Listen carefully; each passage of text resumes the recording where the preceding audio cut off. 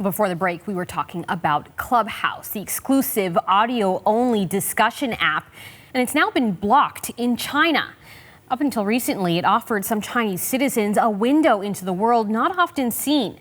Masses of new users joined from mainland China, taking part in discussions on topics that included sensitive issues like Xinjiang detention camps, Taiwan independence, and Hong Kong's national security law. Now, though, they have no more access to those online audio discussions. Joining me now is Joanna Chiu. She's a reporter for the Toronto Star, specializing in China issues. She's also a correspondent in Beijing, where she produced a report on China's social media censorship system for PEN America. And she joins me now from Toronto. Thanks so much for being with us. Hi, Ginella. So we were talking before the break, I'm not sure if you were able to hear our conversation about how Clubhouse gained popularity as this fun, exclusive app. It gives you access to people like Elon Musk and Drake. But obviously, there are lots of other conversations happening on the app. So tell me more about how users in China are engaging with it, and how did they suddenly start flocking to the app? Yeah, in the last week, it has really exploded in China, and I was spending myself hours on the app because it was so amazing to suddenly hear literally these voices of so many people inside China talking about these very sensitive topics that are immediately censored. Usually in China, if you try to talk about it on any type of Chinese social media platform.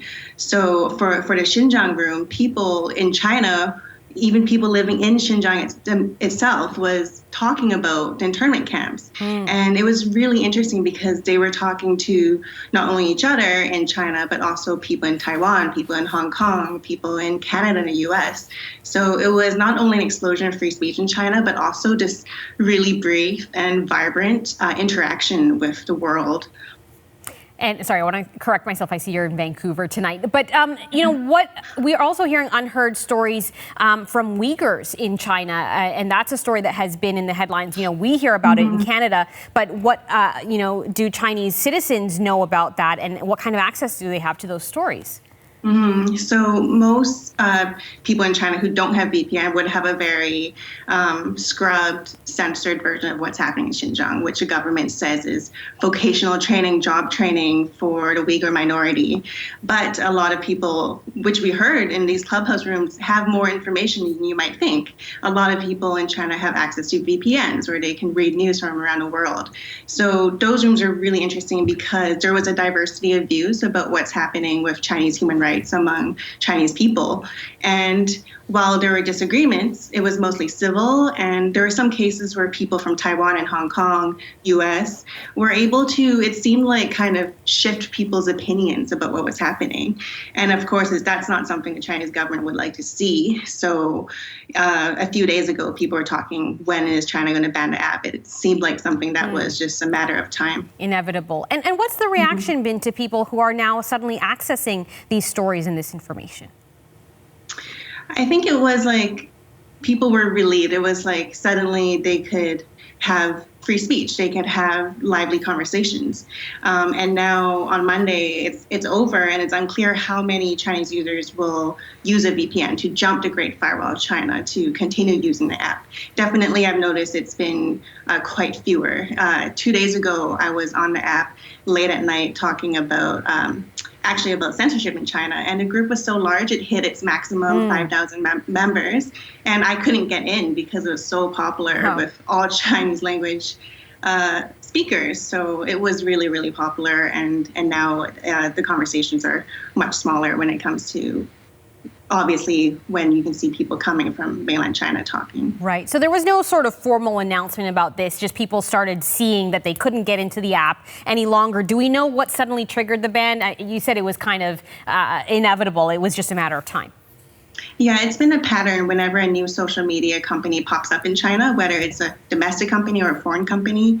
Usually there's this brief period where it's not banned yet, and we see people flock to it, and we see these great conversations, and then eventually it gets banned.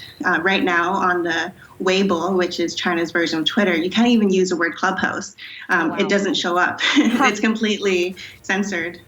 And so, is there anything that could happen to people who have used the app to speak out? Or, you know, could they face punishment? Is there any way to track them or trace them?